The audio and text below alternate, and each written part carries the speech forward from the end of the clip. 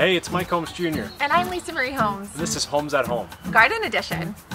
3 years ago, Michael and I purchased a Century home and we inherited some really big gardens. We have been taking care of them every spring and summer, and this year we decided that we think it's time for us to build our own vegetable and herb garden.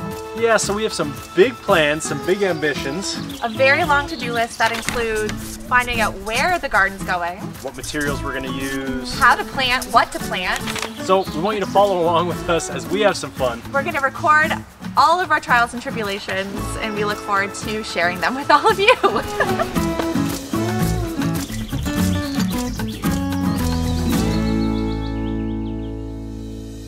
Before you start your seeds from scratch, there's a few essential tools that you need to get organized before you get started. First and foremost, you're going to want someone who knows what they're doing. Secondly, you want some soil, seeds, a marker, and some popsicle sticks to mark exactly what seeds you're planting and where. You'll need some inserts, a humidity dome, and a growing light. If you don't have a humidity dome and grow light, it's okay. You can still plant your seeds next to a really bright window with natural light coming through. They may just take a little bit longer to grow, that's okay. However, I do love my seedlings growing in the humidity dome just for that reason. You're able to control the humidity, the temperature, and the light. If you are using a humidity dome and grow light, you can put the light on for about 18 to 24 hours. You can also take that opportunity to rotate your plants, so plants that were on the outside of your dome can have a few hours inside the dome. So these plants actually once were in the dome and they came from seeds. So already there's lots of growth here. They're almost ready to transplant to the garden, but not quite yet. Yes, we're waiting for our last frost date. So before you transplant your seeds into the ground, you want to wait and make sure that you won't have another frost. You can go to the Almanac. The Almanac is a website that will let you know what zone you're in and what your last frost date is. You've done this before, I haven't. So I think you start with the soil, right? Yeah, but just use your hands. Just use your hands. Yeah. Don't need a spoon. Yeah, you could use a spoon. So yeah, just get in there. Literally just using my hands, taking the soil, dumping it in there. Do you break down the clumps? Break down the clumps? Yeah. Break down the clumps. Clearly one of us has done this before. That's good. Okay. And you can do the second one. So I've been asked before, what seeds are you supposed to plant in your garden? And really, it's all based on personal preference. What do you like to eat? So here we're going to be planting some sweet chocolate pepper, a Jamaican yellow pepper that's super spicy, and some green zucchini. We love spicy peppers. We love zucchini.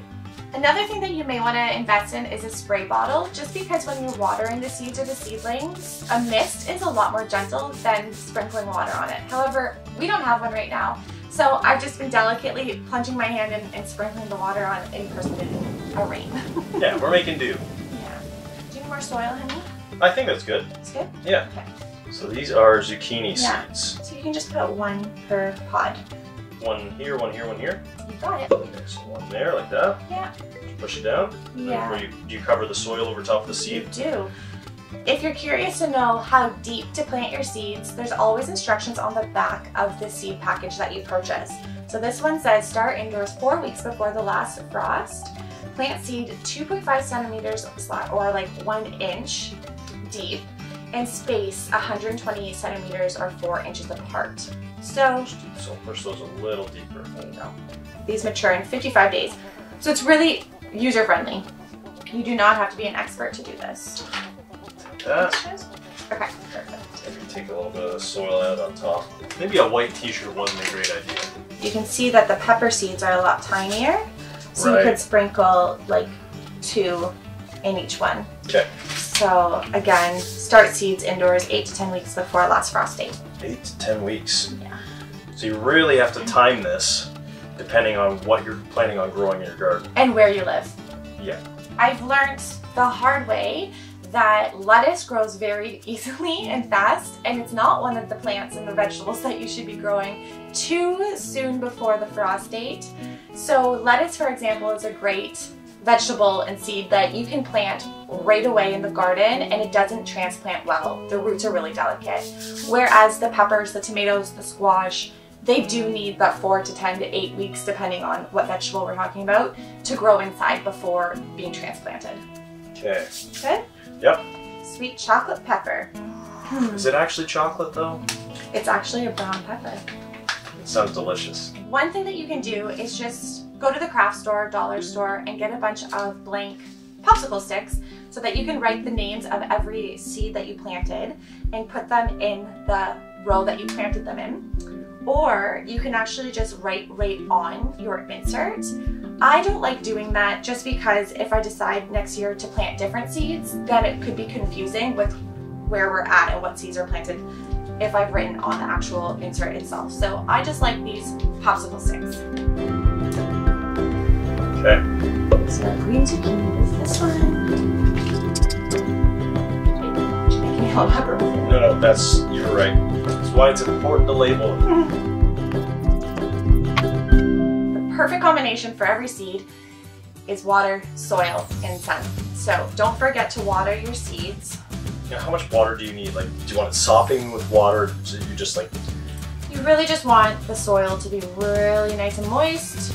You don't want it to be too wet to the point that it's going to create mold and rot. But you also don't want it to be dry and have the soil so dry that it just blows away in the wind. Right, if there's too much water, I guess there's a hole in the bottom of these. And once you put it in the insert, then it'll just drain. Exactly. So let's put it in. Okay. This, good. Beautiful.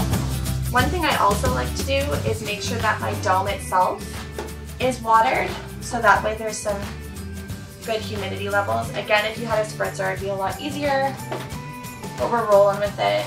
Always just do the best with what you have. That's my biggest tip.